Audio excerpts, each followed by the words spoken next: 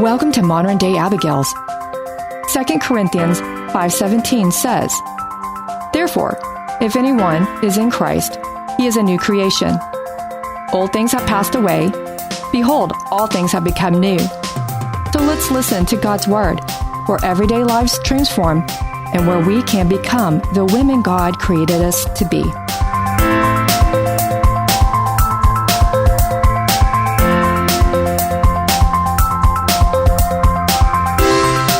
Oh no, I know how to get in my mic. Oh, I'm on the mic. I'm on the mic. Okay, so welcome to another episode of Modern Day Abigails, and I'm Anna. And I'm Joanna. And we are excited with a new episode. Our wonderful producer, my husband, our pastor, just set us up On some new digs. Yes. That's not, wait, digs are close. Okay, on some new, look, we got a good setup. Yes, we've improved the podcast room. It's like completely, I'm chewing on chocolate. Listen, it was already cool, and it got cooler. It's now a permanent setup. It's now a permanent setup. Yeah. Fun. Yes. We always want to have I'm just fun. here to say, if they want to have some fun, play with those 9 white buttons. Does it like this? Oh, yeah! Wait. Keep going. Let's test them all quickly.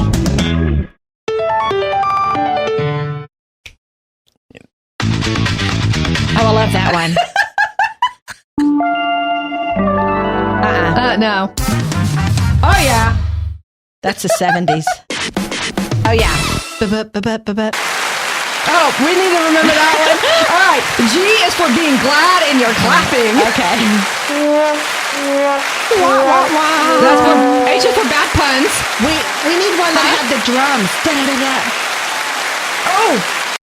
Oh, that explains a lot. Oh, my gosh. Okay, one more. There's our drum. I remember we needed a drum. Yes, now we have it. We got to go back Yeah. and redo the last podcast so we can do the drums. No. JIC, I'm just... about to say, it's already No. published. We're Yeah. good. JK. Bye. Love you. Goodbye. We're left unsupervised. That's on you. What? Oh, well, I'll lock it. Entertain them for a minute, Joanna. Oh, okay. Look. Awkward question. Tell us what type of husband you used to look for when you were a little girl. Okay, so ladies, when she first gave me the notes, front and center, she put line 1, question, which means that she's going to ask me something. She never actually did that before. So question is, as a little girl, did I ever fantasize about my future husband? And I thought about this question when she gave me the notes earlier. And Anna, I'm in my 50s. I can't remember. So what I do know is that I wanted him to be tall. Really?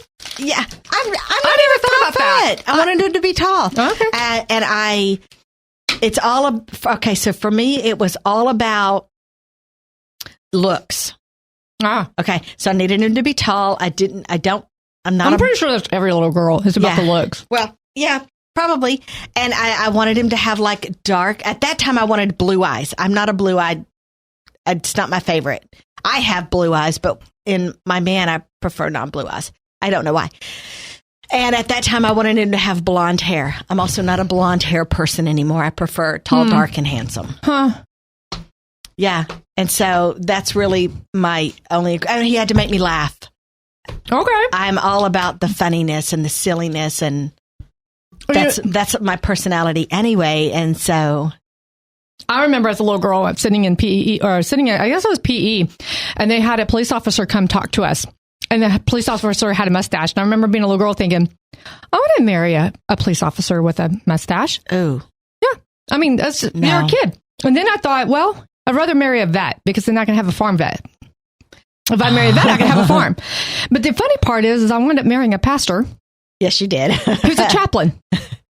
And he has a goatee. Does he have a mustache? He has a goatee, which is the mustache with on the chin. He does. Yeah.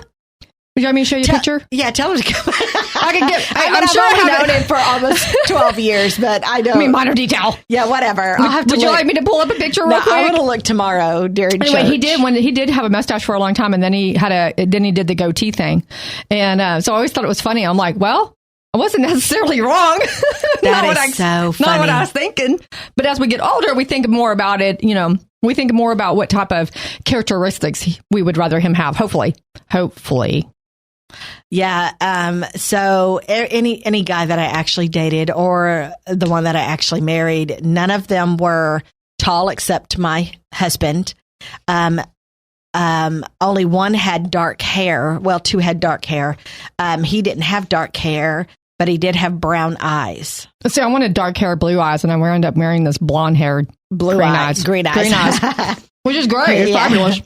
So, I mean, I didn't get, and then of course he turned out to be absolutely horrid of a person.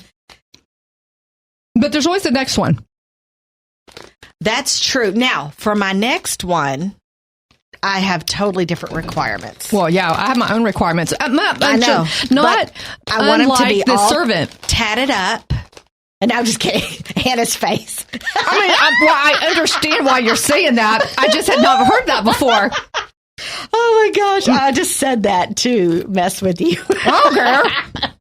Walking art gallery. You have something to look at all the time. She stopped eating and stared at me. That's just I never heard that from you before. I mean, hey, look, if you want a walking art gallery and you can just stare at the different artwork, okay, fine, whatever. Listen, you know what? It represents the bad boy. And I already have an issue with that. I know me. I get it. Oh, okay. Now, I've never dated a guy with tattoos. I don't have any tattoos. All right, that didn't get awkward at all. But I do like a good sleeve. That's okay. Not like naked women and stuff like that. Yeah, I would do it. Oh, okay. Cool. Learn something new about me every day. Hey, whatever. I don't care. I'm a walking mystery. There you go. Well, and I'm eating a very chewy, gummy. Yeah, it's like a knockoff to Swedish fish, but a little bit healthier. So chewy. So I'm gonna be smacking. When this thing said salty dark chocolate, they weren't joking at all. I mean, there's no bad chemicals in it, but they weren't kidding when they said it was salty. Whew. I mean, it tastes good. It wasn't not my usual stuff that I eat, but desperate times come for desperate measures.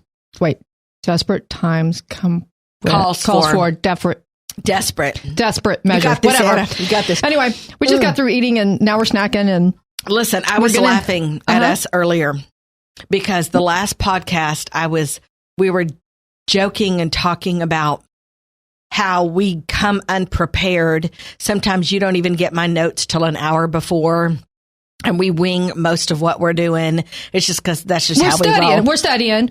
It's just that we don't always write it all down. Sometimes it's a bunch of sticky notes. Right. And so sometimes I don't finish up because I go over it and over it and over it. So anyway, this morning I was laughing because we decided to do our podcast today. We didn't pick a time. Because we didn't know exactly what time because we had plans this morning, but it got rained out. Right. And then we didn't revamp. No. And we're just like, okay, so what do you got going on today? Okay, so maybe we'll meet here. Maybe we'll do this. Maybe we'll do that. We never finalized a single thing until hours later. As she fell back asleep, I ended up falling back. We're just all over the place. And I laugh because this is real. This is how we are. This is how we roll. But we also got to see somebody accept Jesus. That's right. So that was a win for the day. Yeah, that was a win for the day. So our other plans might have gotten squished, but we got to see somebody get saved. So, it all worked out. It worked out nice. I was just chuckling. I texted him and I said, man, we're just... You know what, though? This goes perfect what we're talking about today, because we're going to start looking and doing a deep dive on Rebekah, Rachel, and Leah. And I think we're going to see a lot of that. There's just nothing planned, or the plans that are in place go awry. And how do we react to it? And I'm going to tell you the reason I was going to just do a real deep dive into Rachel and Leah. But then I thought, no, I have to do Rebekah, because Rebekah took a different way of doing it than Rachel and Leah. And so what do we see the differences? What likeness do we see? What differences do we see? And I think a lot of us can relate to some of this. And it's not just for the married women. I'm not going to talk just about marriage. I'm also talking about, even if you're single, this still applies, because it may not be for a spouse, but we meet people every day. We see people every day. Things go awry all the time. And it's how we handle the situation that makes the difference. And our room is totally different now. And so we're trying to relearn how to face each other and talk and sit in different seats. And if you're OCD, you totally understand what I'm telling you. I am not in my usual crooked. I'm not in my usual setup.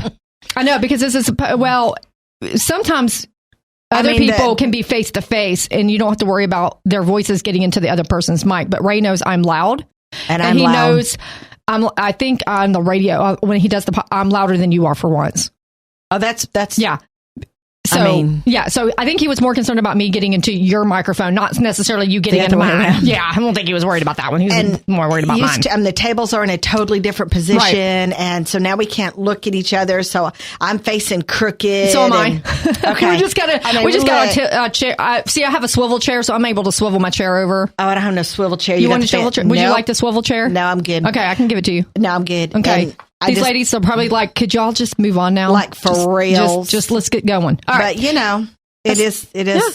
Listen, if you've been listening long enough, this is how we roll. Yeah, just sit back, relax.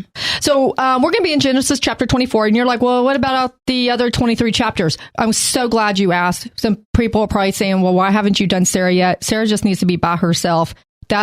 She's got a lot going on. I want her by herself.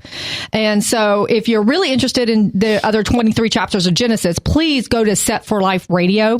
That's the church outreach with our studies that Pastor Ray does. And he's got Genesis right now online. He's got it up and running. So you can catch the other 23 verses or 23 chapters of Genesis by going to Set for Life Radio and catching the podcast there. And you can start with Genesis 1 and work your way up until you get to 24. Stuff. Yeah, it's all good stuff. He's actually talked a lot about this, but we're just looking at it for, we really want to look at this as women. That's what we do. We want to help outreach to women, help women change their lives, become that new creation.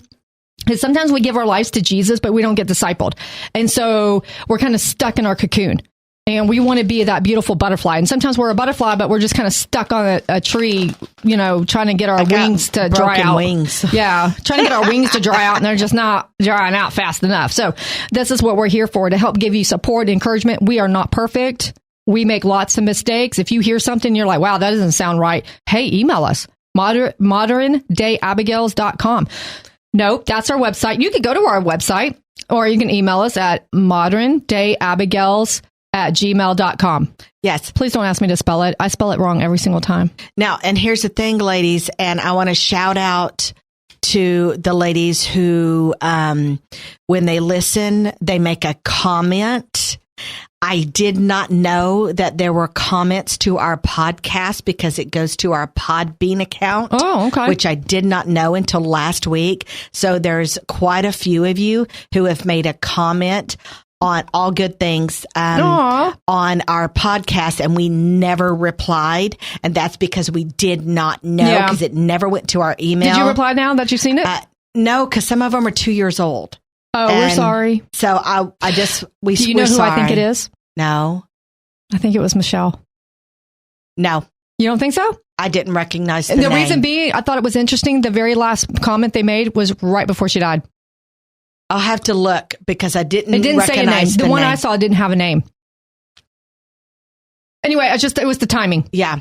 And I knew she was listening, so that's why I was thinking it was her. Okay, I'll have to. And anyway, we're sorry. Okay, anyway, yes, we're sorry. Y'all we didn't made know. some really sweet comments. We thank you. We love you, girls. We appreciate y'all. Yeah, we're sorry. We don't know technology. Yeah, it's just not our thing, and it just is what it is. And if you comment after this, we'll be paying attention. Will we? We'll pay attention. We will. We're doing it. Yes. And if you email us, we will answer back. We'll even send you back a prayer. So if you email wanting prayer, we will pray for you. You don't have to tell us who you are. We'll just pray for you. Yeah. We don't need to know. Straight to my phone and my computer. And I have it on mine now. And Ray finally hooked it up on her. Yep. So we absolutely get the emails. Yes. We do. But again, we didn't know that you could comment on the podcast. Yeah, we're all learning. Anyway, until last week. So again, we're not Love perfect. You guys. Thank you for your sweet words. We're not perfect. We're just trying to help, and we're just trying to be obedient to the Lord. So let's get started. Genesis chapter 24, verse 1. Now Abraham was old, well advanced in age, and the Lord had blessed Abraham in all things.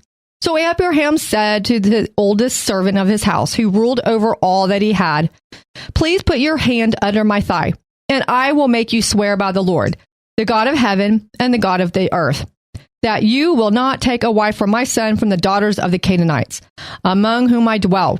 But you shall go to my country and to my family and take a wife for my son Isaac." Okay, one of the things I really love about the Bible is when the Bible calls them old, then they're old. You're not old until God calls you old. Who was that? Who was it in the Bible that God said, "You are old"? And I'm like, you're not old until God says you're old. Then you are old. So this is the Bible saying he's old. So he's not young. He doesn't know how much longer he has. He really doesn't. And so he's decided it's time. Sarah, his wife, has died by this. And if for some of you who are not familiar, Sarah and Abraham did not have their son Isaac until Sarah and them were almost, I think Sarah was in her 80s. And Abraham was close to his hundreds. And they finally had Isaac. And for all your ladies who are a little bit petrified at the moment, don't worry. God only did that twice. And it was for a very specific purpose. So if you're like well beyond, I'm not saying he can't do it. I'm just saying I don't think you have anything to worry about. Although people joke with me on that one all the time. I'll say something about having another one. And then they'll look at me and like, well, Sarah did. I'm like, thanks. I'm not that old, but thanks. She did. I'm like, thanks. I'm not that old yet, but thanks. So anyway. Yeah, because you're only like half her age. So you definitely have a chance. Yeah, see, There you go. That's the bright side. There you go. You're welcome. Yeah, thanks. You're welcome. Yeah, my grandson would love it. Anyway, so his oldest servant, I think he was the one, I think it's the same servant. They all seem to think it's Eleazar, and he's the same one that Abraham originally was going to leave all his stuff to.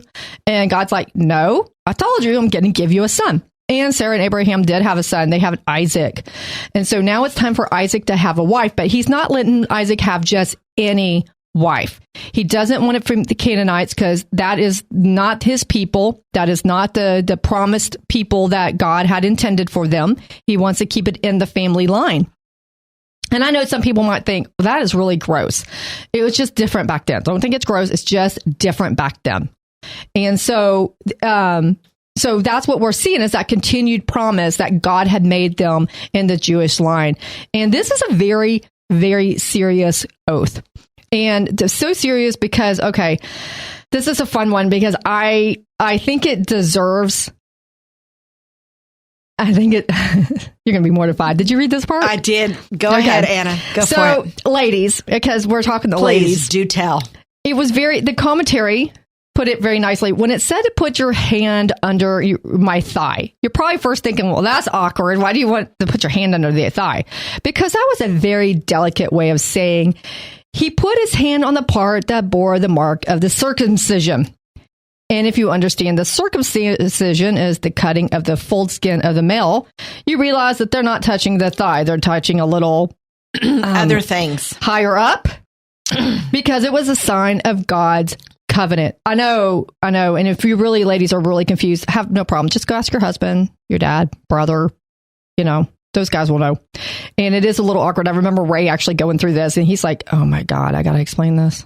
I was laughing because I'm on the radio. He's in front of people. I mean, they're grabbing each other. Yeah. He's just, the servant was going to grab, Abraham, but it was a sign of a promise. It wasn't gross. It wasn't weird. It wasn't sexual. It was, I'm making a serious oath. I'm not going to just let anybody touch my circumcision to say, Oh God. Yeah, I know. So it was a very serious oath. You're not going to just let anybody do that. And this is to show how serious he was making this servant take the oath that he was going to get his son from his own family line, not from somebody else's family line. Had to be within the same Jewish family line.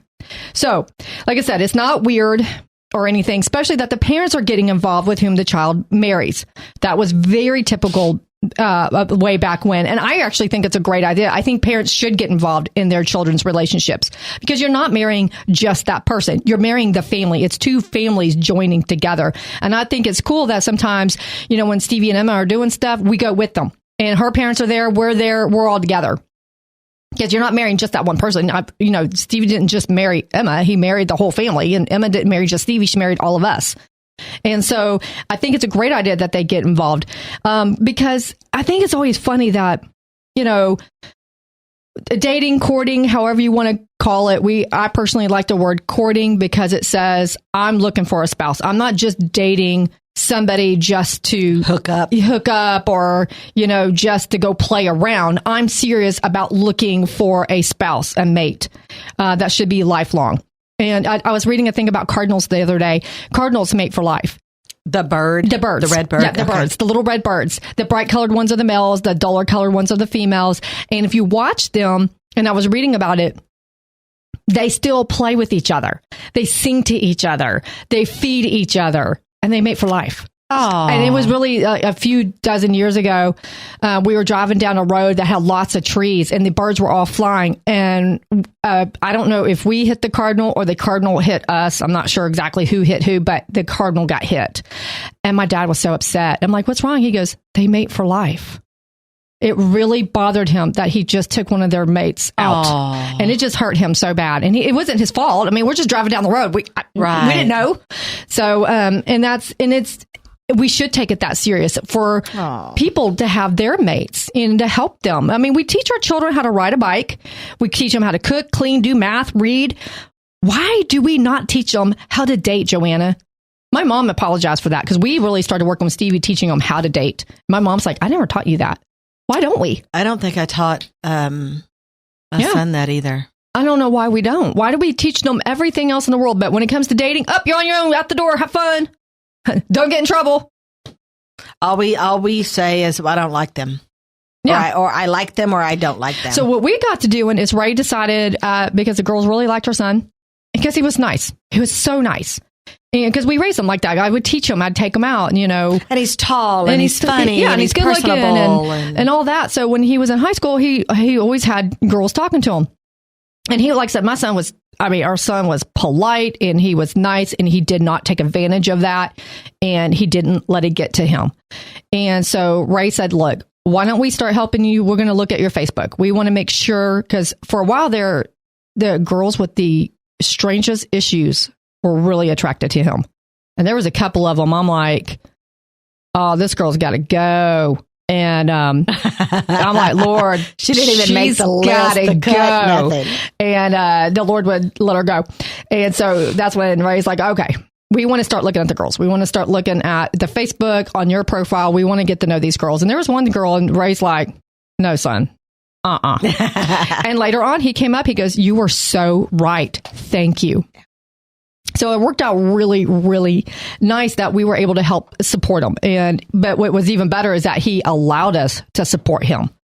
So that was helpful. So anyway, so that's what we're seeing here. Abraham's getting involved with his son's potential wife, and he's sending his oldest servant, which means he's picking somebody who's wise, who's been around, who's seen things. That's our biggest slogan right now in our department at work is, look, we've seen things. Okay. So we don't want to go this route because we've seen things. So I'll do something, and one of the people at work will look at me and they're like, because we've seen things. I'm like, yes, we have seen things. So that's why he's picking this oldest servant. He's seen things. He's been around. He knows his master. Don't forget this. There's a few things I want to, don't get hooked up on the word master. Master is not a bad word. Yes, can humans make it into a bad thing? Can humans make it wrong? Absolutely. And I'm not talking about abuse. I'm talking a real servant attitude, master attitude that Jesus talks about. Just like the word submit. Yeah, it's a bad word now, but it's not supposed to be. Exactly. It's not supposed to be a bad word. It's supposed to be used correctly. And this one is just saying, so this guy really, Abraham trusts him. He trusts Abraham, and he's not going to just let anybody go look for his son's wife. Now, I need y'all to hold on to that because we're really going to dig deep into that later on towards the end of the book. So, and he can't have the Canaanites because they're not God's promised people. He needs his promised people. And if you remember, it's Abraham, Isaac, and Jacob. And there was 2 kids, Jacob and Esau. God picked Jacob. Abraham and Sarah tried to go around, circumvent, help the Lord out. Let me try it that way. Abraham and Sarah tried to help out the Lord by having her maid Hagar marry Abraham and have a child that named worked Ishmael. out well. Yeah. Yeah. So God's like, no, my line is from Abraham, Isaac, and Jacob. I'm not picking the others. And so, and we'll also see that later on too when, we'll see that later, but that's going to be another podcast because we're only going to get through chapter 24 today. So it might be 6 episodes. Who knows? Okay. So in verse 5, it says, and the servant said to him, perhaps the woman will not be willing to follow me to this land. Must I take your son back to the land from which you came? But Abraham said to him, beware that you do not take my son back there. The Lord God of heaven, who took me from my father's house and from the land of my family, and who spoke to me and swore to me, saying, to your descendants, I will give this land. He will send his angel before you, and you shall take a wife for my son from there. And if the woman is not willing to follow you, then you will be released from the oath. Only do not take my son back there. So the servant put his hand under the thigh of Abraham, his master, and swore to him concerning this matter. So he had concerns, understandably so. The servant had concerns. He just wanted to make sure he did this right.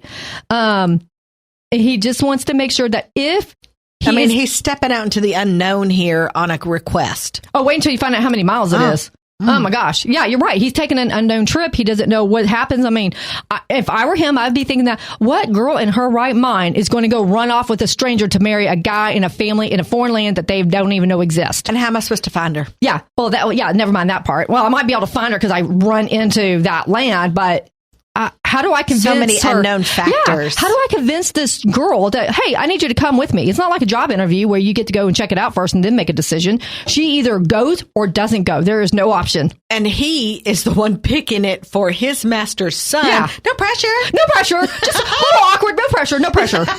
Make sure you find the right woman. Yeah. Don't come back without her. Yeah. And if it goes awry, who picked her out? I mean, I thought about that too because I'm like, no, thank you. No who pressure. wants that responsibility? But he's an old wise servant. I mean, it's like he's used sending to me to pick out your car. We have totally different tastes. Joanna, go pick me out a brand new car. Okay, well, I'm coming back with something fun. Yeah, and I'd be like, that is not functional. We got a problem. Yeah, take that back. Yeah, I don't know if I can get into that car, Joanna. I don't know about this. I mean, my car doesn't look anything like your car. Well, Ray was so sweet because he tried to look when I had to get a new car because my other one, it was just the bad CCM and we couldn't get it replaced or we weren't too sure. Anyway, not that long. So anyway, he was so funny because he wanted to get me a cute car. He goes, what do you think about Joanna's car?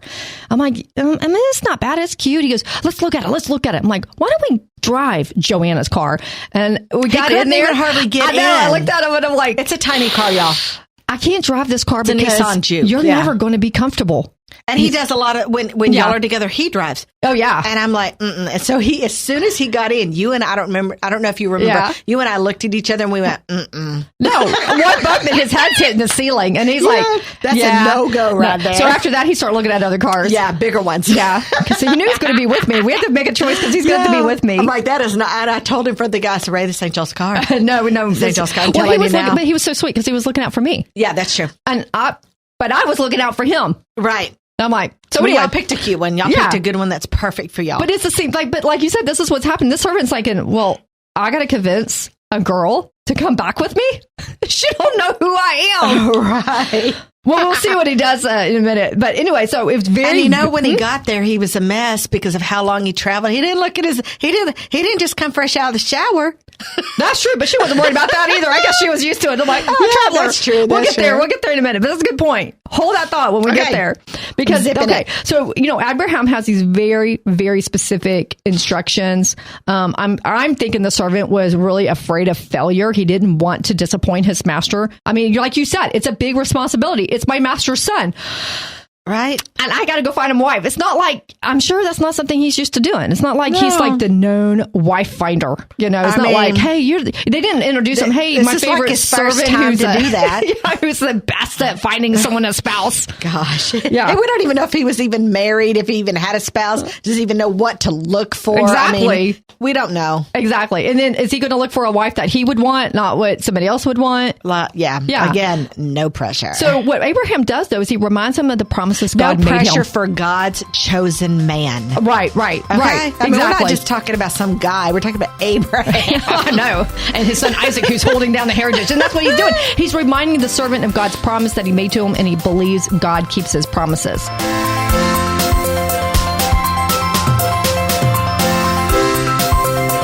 Thank you for letting us share our tools to become the women God created us to be.